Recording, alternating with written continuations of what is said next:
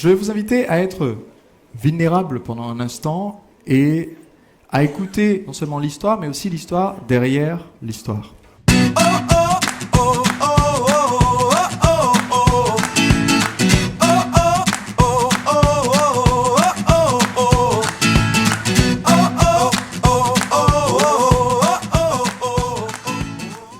J'ai eu, quand j'étais en Guadeloupe, donc avant de venir vivre en France faire mes études, j'ai eu une éducation où je suis allé au catéchisme.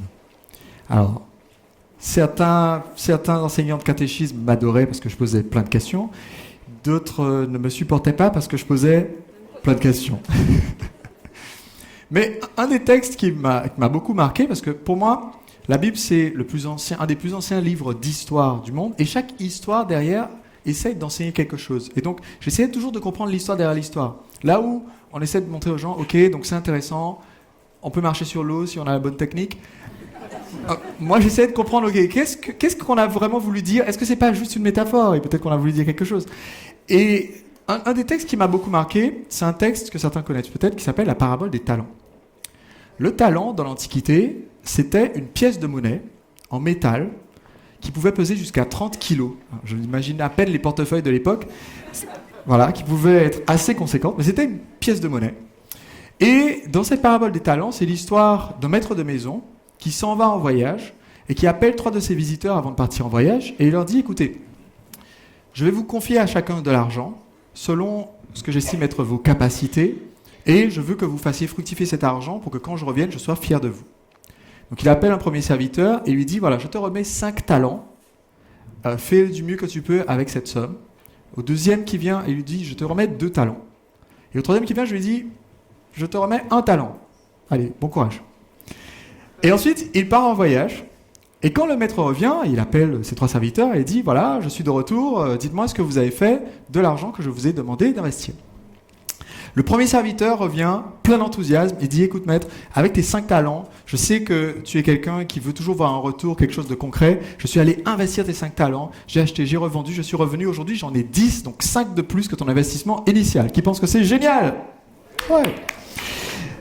Donc le chef lui dit, c'est génial, on va faire la fête, voilà, c'est formidable, merci, j'ai eu raison d'avoir confiance en toi. Le deuxième arrive et dit, écoute, je sais que tu es quelqu'un qui veut toujours un retour, qui est très scrupuleux, ce genre de choses, donc j'ai pris les 2 talents, j'ai fait avec ce que j'avais, je les ai investis, j'ai acheté, j'ai revendu, et aujourd'hui, j'ai 4 talents, 2 de plus qu'à l'origine, j'ai doublé ton investissement. Le chef dit, c'est génial! Et donc, il dit, on va faire la fête. Le troisième arrive, il dit, bon, alors je sais que tu es extrêmement sérieux sur toutes les questions liées à l'argent, etc. Donc, j'ai eu très très peur de perdre ce talent que tu m'as donné. Donc, je suis allé l'enterrer dans le jardin. Et là, je viens d'aller le déterrer. Voici ton talent. Et là, celui-là, on l'a jeté dehors. Alors, vous allez me dire, mais c'est injuste déjà. Pourquoi à la base, on n'a pas donné la même somme à tout le monde? Parce qu'en fait, on a donné à chacun selon ses capacités, c'est ce que dit l'histoire. C'est-à-dire que le maître avait déjà en tête, peut-être que celui-là a plus de chances de m'apporter davantage. Alors maintenant, si vous mettez votre chapeau d'entrepreneur et qu'on va chercher l'histoire derrière l'histoire, il y a plusieurs choses à retenir là. La première, la vie est injuste à la base, on vous donne des choses différentes des autres. C'est comme ça. Vous allez être assis à côté de quelqu'un, vous vous ramez pour avoir des prospects, et lui, par chance, c'est le fils de quelqu'un qui a 10 000 personnes et qui lui a donné sa base de clients. Voilà, bon, on démarre comme ça démarre toujours comme ça. Maintenant, vous pouvez choisir d'être celui qui se plaint d'avoir eu moins que d'autres au départ, ou alors vous pouvez choisir d'être celui qui est inspiré par les résultats des autres, et qui va, avec ce qu'il fait, avec ce qu'il peut, faire davantage.